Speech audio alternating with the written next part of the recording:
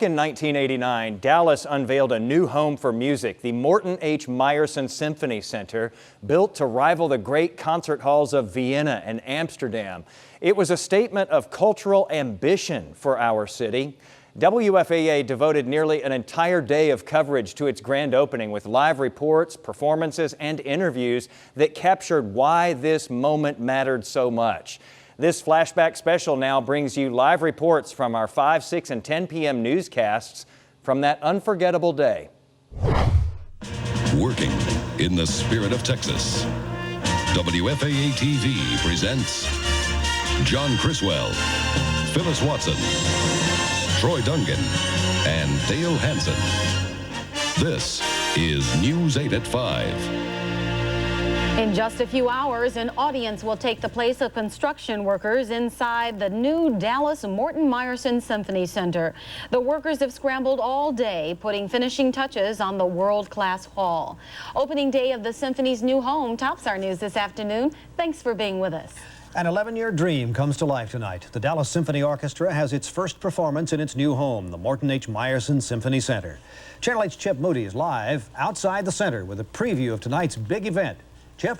John, thank you very much. This is a spectacular building, both inside and out. To put it in perspective, we are at the intersection of Pearl and Flora Streets, just south of Woodall Rogers Freeway.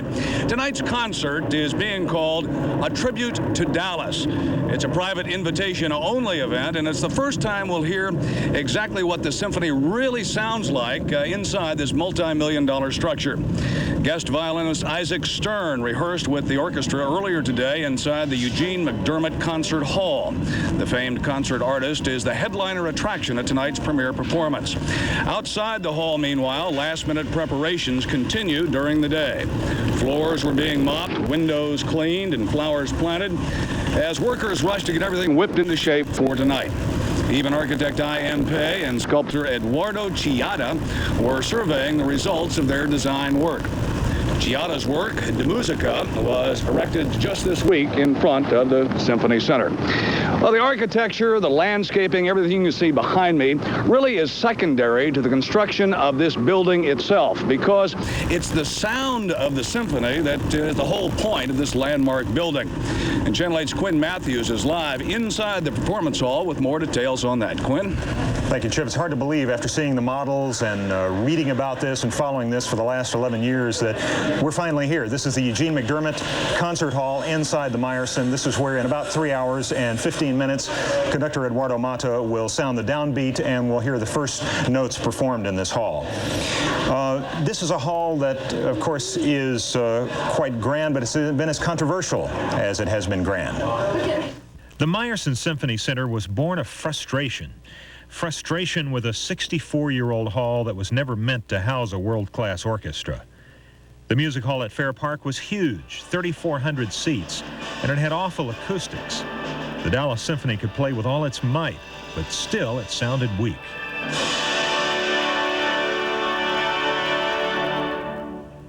In contrast, when the Dallas Symphony played another hall like Carnegie in New York, fans and critics alike would say they heard a different orchestra.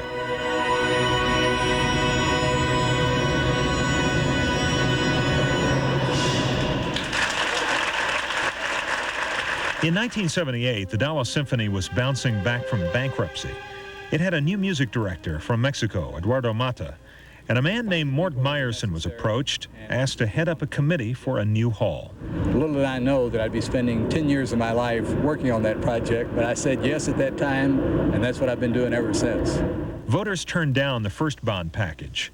In 1982, they approved $28 million in public funds. At the time, the hall was to cost less than $50 million. Officials broke ground, but it was a false start.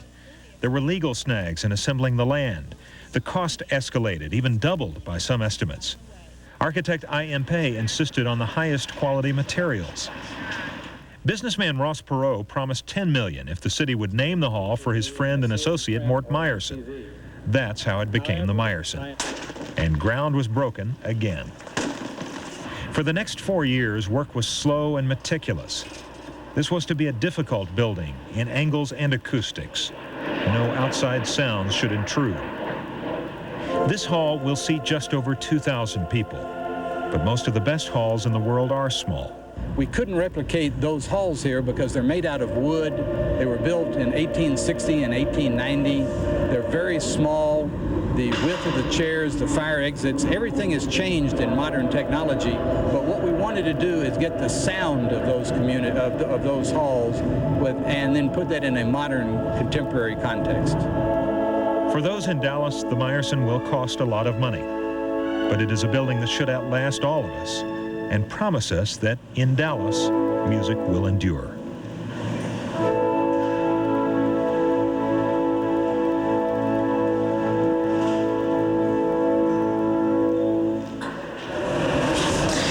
The cost of the hall is still being debated, and the final estimates will be coming in for some time, I think. They run from a low of about $83 million, that would be for just the hall itself, to a high of over $100 million, which would include other items such as the parking garage and additional materials outside. As center officials say that it is worth the cost, and that's something that Sarah Pence is going to talk about. She's outside in the lobby right now. Sarah? Well, Quinn, as you know, the Meyerson Symphony Center was built specifically for the Dallas Symphony Orchestra, and there are those who say that only the wealthy will be able to enjoy this facility. But here at the center, they say it will have many uses, including everything from jazz festivals to lectures.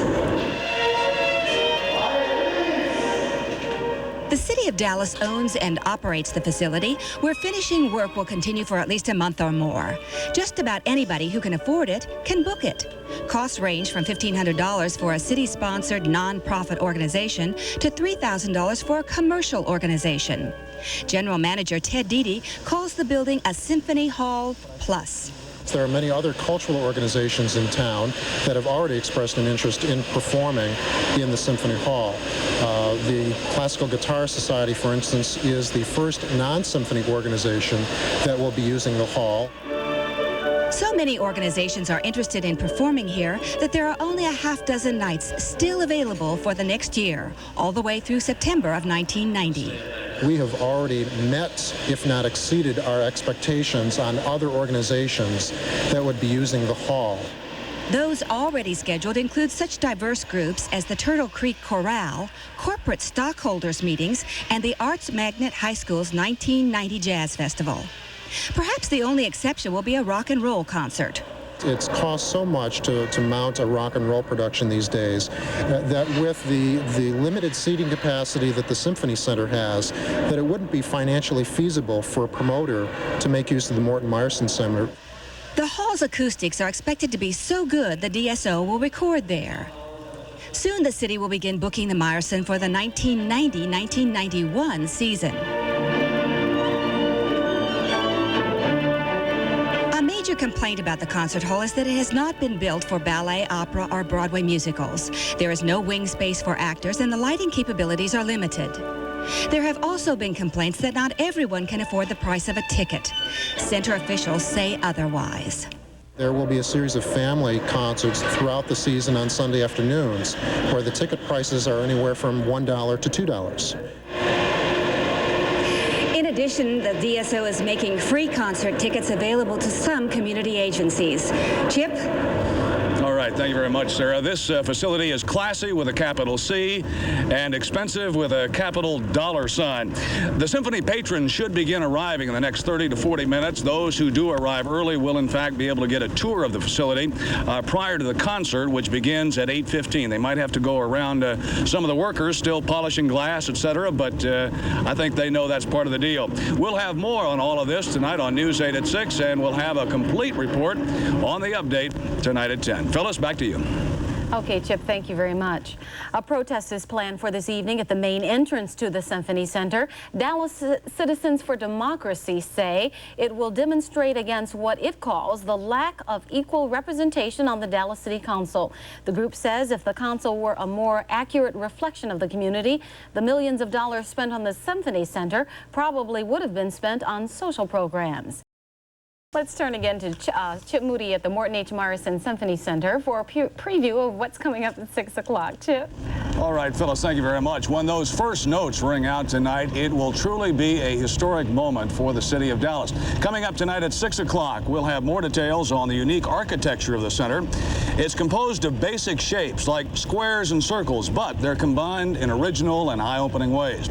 And we'll also have a profile of conductor Eduardo, the man whose vision for the symphony led to this spanking new concert hall. So we invite you to join us again tonight at 6. John and Phyllis, back to you. All right, Chip, looking forward to it. Working in the spirit of Texas, WFAA TV presents Tracy Rowlett, John Criswell, Troy Dungan, and Dale Hansen. This is News 8 at 6.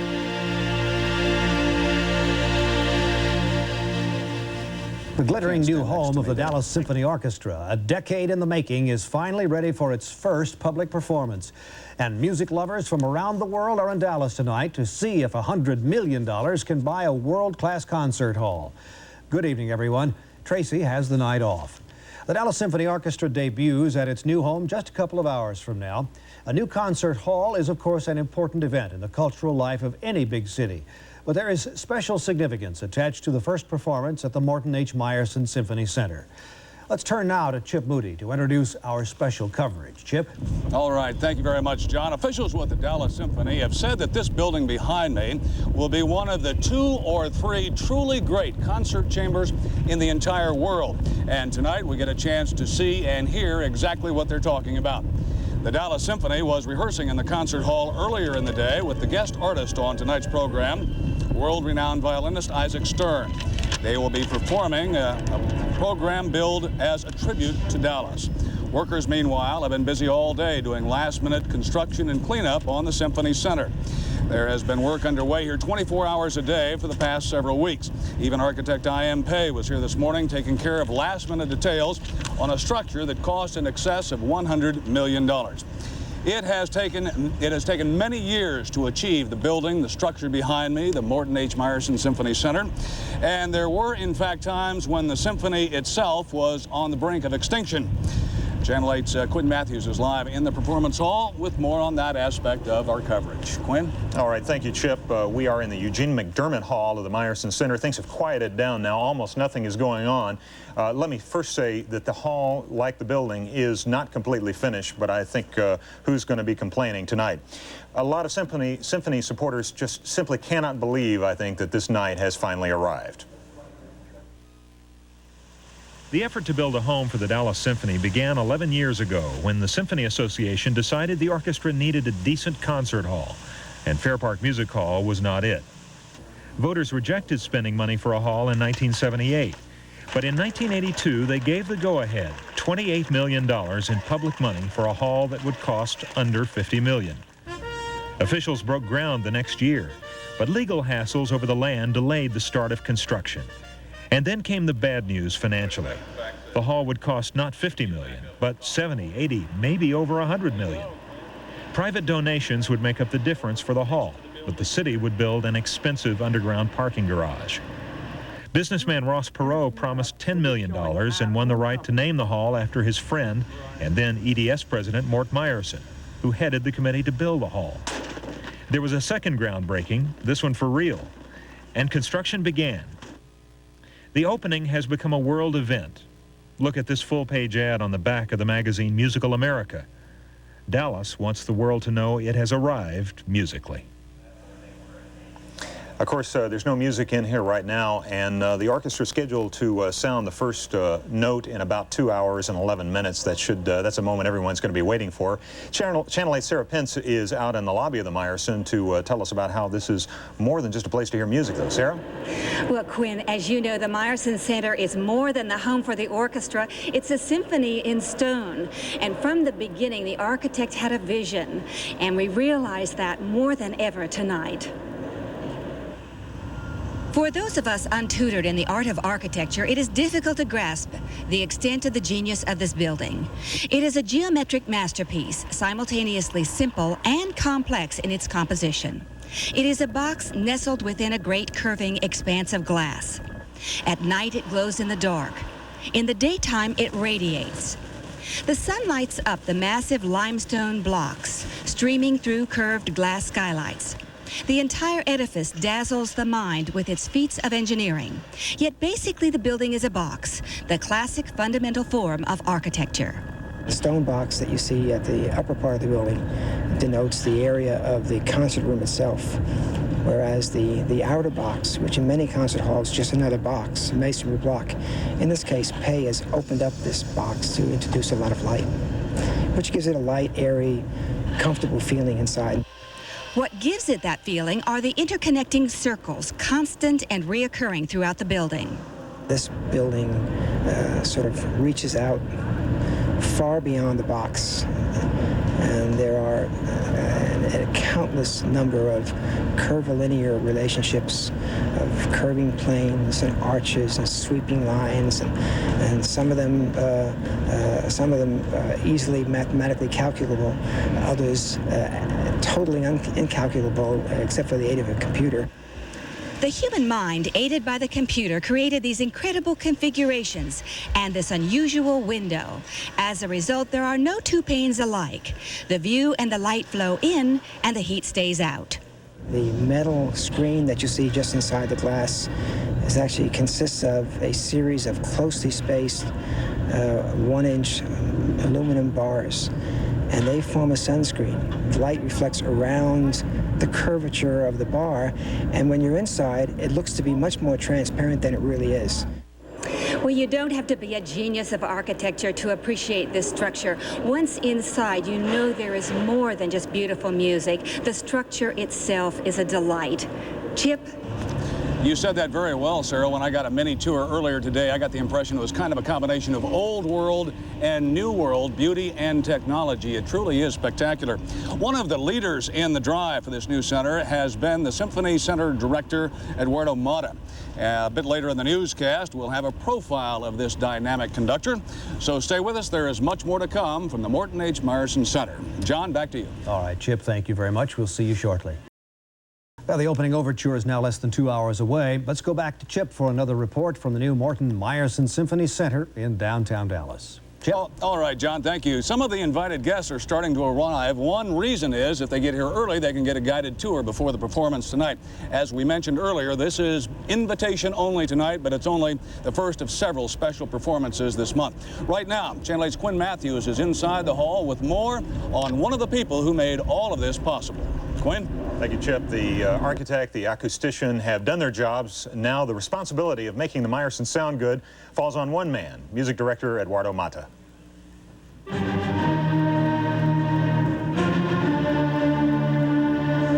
Eduardo Mata is unusual in the classical music world. He's a conductor who stayed with the same orchestra for over a decade. As of Friday night, it'll be 12 years.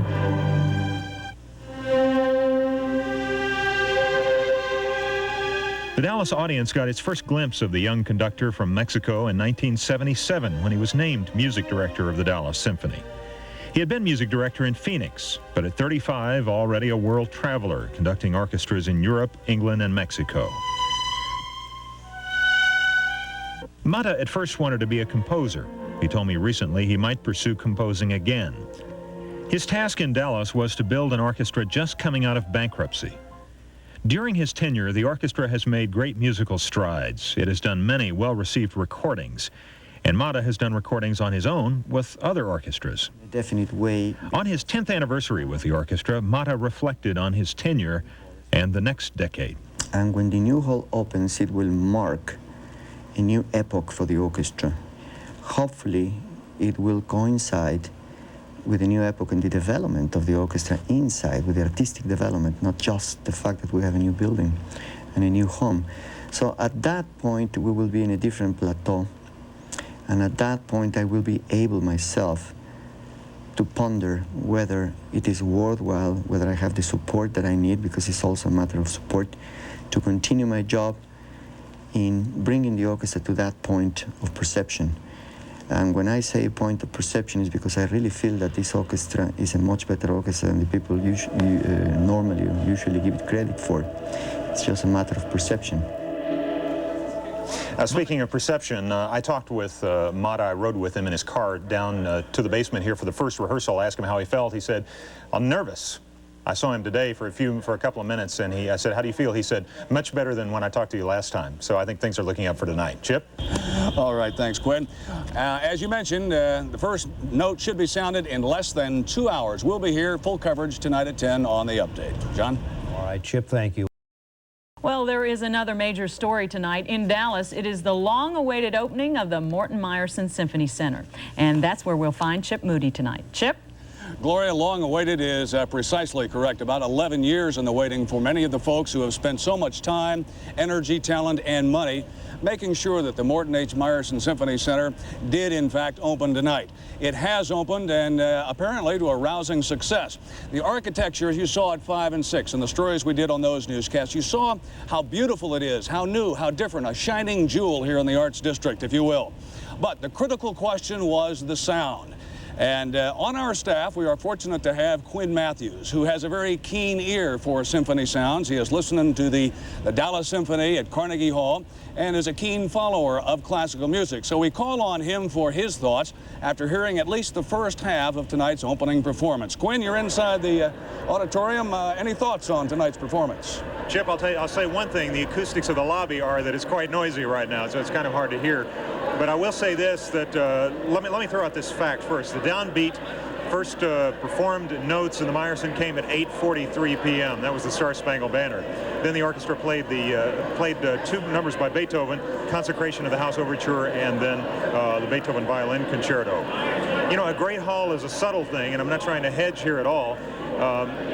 We heard the hall in rehearsal when it had a much more open sound than it does now. You know, one of the tests of a hall is what do you hear? And one of the things we heard tonight was all the instruments. We heard bassoons, which you normally don't hear that well at Fair Park. The string basses, you could feel it right here. You could hear the cellos very well. So you can hear things very clearly. I think this hall, just from hearing two numbers, has a very classical feel to it, and I'd say we're off to a good start. You know, it's an instrument, like any instrument that any of the musicians in the orchestra will play, and it takes time to work with that instrument to produce the best from it. It's we may be seeing some and hearing some of the music now. It takes a while to get the best from a hall, but I think most of the people here feel that we have a good one. Sarah Pence is here with us, and Sarah, you talked with some people tonight to get their reaction to the sound. Yes, I did, Quinn. You know, one thing I noticed about the hall that was a little bit different was that there was a complete silence amongst all the members of the audience, and you could really hear all those instruments, and it was wonderful. I was way up front. I'm not sure I knew where you were, but I was way up front. And we talked to a number of people as they came out for intermission, and some of them were very distinguished members of our Dallas community. I still feel that it's going to take the orchestra and the community 2 or 3 seasons to really assess this hall and learn how it works. But are you proud of what happened tonight? Well, I'm always proud. It may take 6 months to fully tune the hall, but I think that was the great question mark. We knew we had a beautiful hall. We didn't know whether we'd have great acoustic. I think we have both. It is 1,000% really equal to any of the orchestra halls in the world, and gives us that opportunity to really suggest, recommend, and demand that those artists and those orchestras that have never been here before now must come and play in Dallas. You know, Gloria, we got a chance to hear some of the music, but I guess you haven't had a chance, so let's just bring it up and hear a little bit of it right now.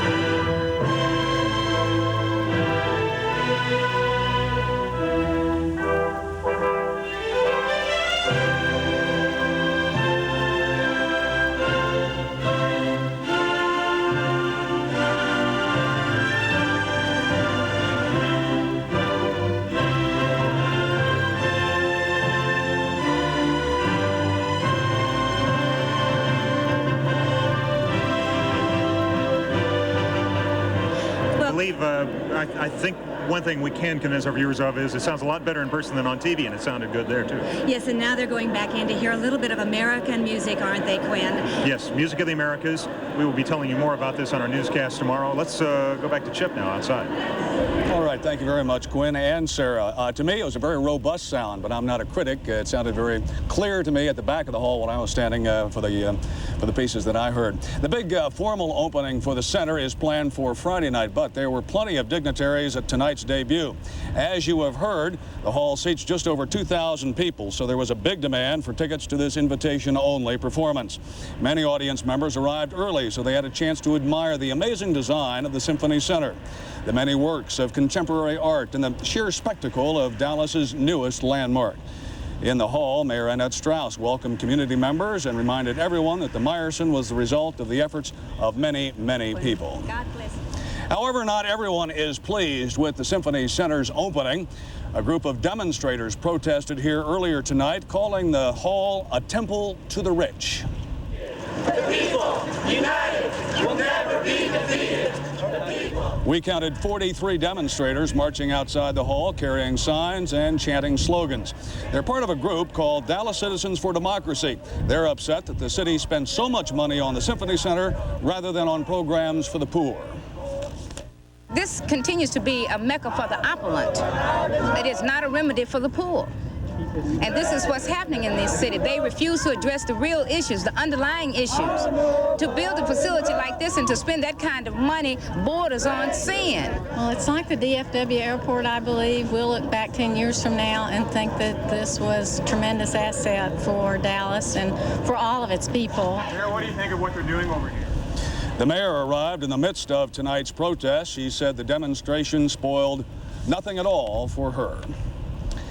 In a way, this hall is a monument to one man, architect I.M. Pei.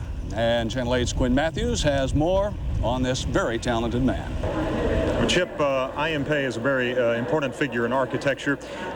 This is an important building to Pei, and he is one of the great figures in architecture in this latter half of the 20th century. Vanity Fair titles its article this month, Power Pei, for the man widely considered the world's greatest active living architect. In downtown Dallas, where he maintains an office, his firm has done 4 other buildings, including City Hall. You can see 3 of the buildings from the Meyerson. But it is the concert hall that occupies him right now. Well, 7 years is a long time, and we waited a long time to see this. What do you see here that makes this a good building? It has to start with concept. It's got to have a right concept. It's got to be a building that you say, yes, this is where music is being made. It's also a monument. It's a monument to the city. So therefore, the question is one of appropriateness. Does this building have the feeling of a monument? Is it a lively and a monument with that people can feel comfortable in? It's not Lincoln Memorial, certainly not, but it's a monument nevertheless. Pei is aware there is criticism of the hall. See, there are 2 aspects that are subject to criticism. One, of course, is the cost, and the second was the time, and they're related. The longer it takes, the more it costs. But I'm not apologetic about the cost, because it's here. If you compare this building with buildings that have been built in the last 10 years that are of the same class, you find that our costs and those costs are very much in line. I.M. Pei, the emperor of architecture, has created monuments from Paris to Washington, but he places the Meyerson among those at the top. This is the only symphony hall that I have ever designed and built, and I'm very proud of it. I consider this a very important project in my professional life, one of 2 or 3 most important projects in my life. And this is an important moment in the life of the city of Dallas, the opening of the Meyerson Symphony Center. Let's go back to Chip outside. Chip. All right, Quinn, as I looked at the building today on the inside, I could see a combination of old world beauty and new world technology, and I think it's a very attractive combination. And we'll be back in just a few moments with more on the opening of the Symphony Center tonight. But first, let's go back to Gloria in the studio. Gloria? See you later, Chip. And finally tonight, let's rejoin Chip at the Morton Meyerson Symphony Center. Chip? All right, Gloria, after all the expense, all the controversy, and the numerous delays, this evening has still proven to be a grand night, a very special night for not only the city of Dallas, but the Dallas Symphony, and of course the Morton H. Meyerson Symphony Center. And to close our newscast tonight, let's listen to a little bit more of tonight's debut performance. On that note, thank you everybody for being with us, and good night.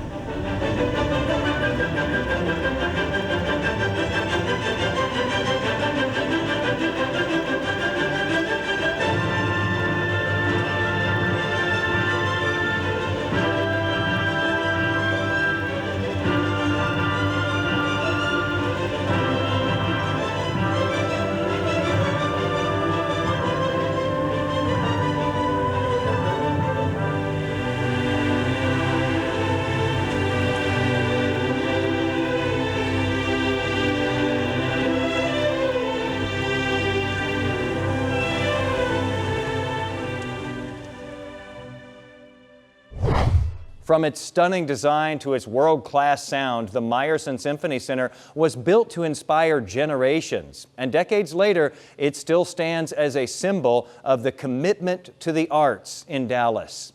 Thanks so much for watching this special look back at the grand opening of a Dallas icon.